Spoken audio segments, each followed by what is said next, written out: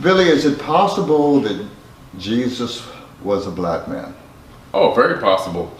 The person that's being depicted as Jesus everywhere is actually Caesar Borgia, who was the son of a pope, who actually killed his brother trying to get to the next level to become another pope. You're talking about the European picture? The European picture of Jesus. With the beard and... Yeah, that's not a real and the long curly and the long curly hair. That's not a real depiction of an Arab person living in the desert. Most likely an Arab. I've been to over there. You look around, you see mostly black people or people with extremely brown skin, kinky and curly hair. In the Bible, there's a couple of verses that allude to the fact that Jesus' skin was the color of bronze. Was he a real person is a big question a lot of the times. Well, Jesus was a very real person. Now, his name wasn't Jesus, his name was Yeshua. And I've been to the house where he lived in Egypt when he left to go to Egypt with his mother. That house is now like a shrine. It's in Coptic Cairo, I'm sorry. And it's inside of a Coptic church now, because the churches have been around long before Christianity. But anyway, so he went there, and if you read the Gospel of the Holy 12, you discover where he was from the time he disappeared from the Gospels at the age of 14 to 33. He was in Egypt learning the mysteries of 14 to 30. 14 to 30, I'm sorry, yes. And he was learning the Egyptian mysteries. He went to Tibet to learn mystic arts, and also to India to learn Reiki healing. So this is all in the Gospel of the Holy 12, which is a book that I recently just finally acquired. I had only been looking at some of the other versions of it, but I finally acquired an actual real original copy, which is good. But he's a real person. Most likely was a minority, probably a darker person. If you look at the people in the region, it's common sense. And he truly did exist. It wasn't a fabricated person. It's been documented that the Sumerian texts outdate the Torah. What similarities, though, are in the Sumerian texts and in what is now referred to as the Torah or the Old Testament? A lot of the similarities would be like Genesis 6, the sons of God mated with the daughters of men. The ages that people were living to back then are also very similar. People were living much longer. I'm talking about Homo sapiens like us, living much longer than we're living right now.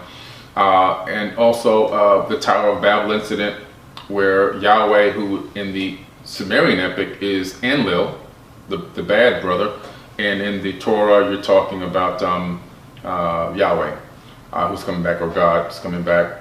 And very interesting thing is, a person that is, or entity that's a creator of a universe, who then sees people working together on one accord to achieve a goal, most likely wouldn't then destroy that object of their goal and then disband the people and say one very crucial thing: my seed shall not abide in man forever, his years shall be 120. Now that's stated in both records. And what happened is at Harvard University, they discovered that because of this chromosome to chromosome connection, this chromosome 2 fusion, with telomeres on each cap, on each end, we can only live to about 120 years under the most pristine conditions. So now real science is backing up what the ancient tablets and texts have said. So I find that very interesting that that this interaction happened back then, and this entity, this being, ordered some type of a modification. And scientists are saying this thing is very old. This modification is not a natural evolution process, but we can't figure out who did it and when they did it. I was going to ask, why was it pre-flood that, quote, humans lived such a longer time compared to modern day man? Well, what happened was our ancestors, who were most likely our cousins, I don't think they were Homo sapiens yet, we don't know exactly how long they lived. It was the kings that were talked about, and these people who came here, who documented themselves very well, were living for tens of thousands of years. Now, after the flood, they genetically enhanced the hominid and created the Homo sapien. I don't know if you want to call it enhanced, because to me, I believe that they disconnected us from a lot of our resources. Our DNA has been now junk DNA. Our pineal glands have shrunk down. And our in tuneness with spirituality has been significantly weakened, our spiritual antenna. But when that happened, the initial ones that were here were living for 800, 900,000 years. After Tower of Babel incident is when Enlil, or Yahweh, decided to cut that time down, that we were living so long. Because we were living so long, we were able to communicate, we were able to come up with ideas, And he realized that if we can live that long, we can come to a realization of what we are and set a goal, we can achieve it. And we outnumbered them. So that's when he realized, I got to cut these years down. They're living too long. We're about at the end of our interview, and it's been fascinating. I want to give you time to look into your camera and just share with your audience what you would like them to do to get to the next step in their own evolution. Well, one thing that I'd like to see people do, especially in the black community, is to start to research and investigate everything they've been taught. I don't expect you all to believe in aliens and all this other kind of stuff. Some of you will, some of you won't, and that's okay. There's no problem with that. What I do want you to do is I want you to analyze everything that you've been taught from the time you were born. Go and research it, but don't just research it from a couple of Google searches. Go and get books. Research the source material. Research the source words and terminologies. Find out more about real science. Research basic standard physics.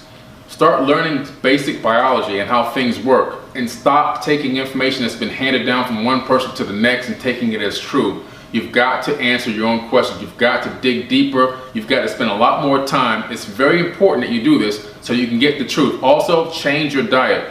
I don't expect everybody to become a vegan, but you can significantly modify your diet to a point where you can make yourself healthier, and you can also pass it on to your children, because we've now been killing ourselves with food and bad information for hundreds of years. We need to change that. We need to convert. There needs to be a change made right now where we all start to rethink the way everything is processed, and we need to change our diets and go out there and just try to live a better life, and also tap into finances. Learn how finances work. Learn how credit works. Teach your kids from an early age how to start businesses. Make that their goal, not just to go to school and get a good job and then pay taxes, but to actually excel to another level, to be their own boss and to keep the dollar circulating in your community. Thank you so much, Billy. I think he said it all. I think you should also start to modify your gates, what you listen to, what you watch, what you allow to permeate your spirit. Analyze who is really trying to motivate you, download into you, what is trying to download into you. You've got to learn to be more sensitive to what's going on, who's trying to pull your strings, who is the puppeteer. And one of the most important aspects, learn to love yourself and then love on others.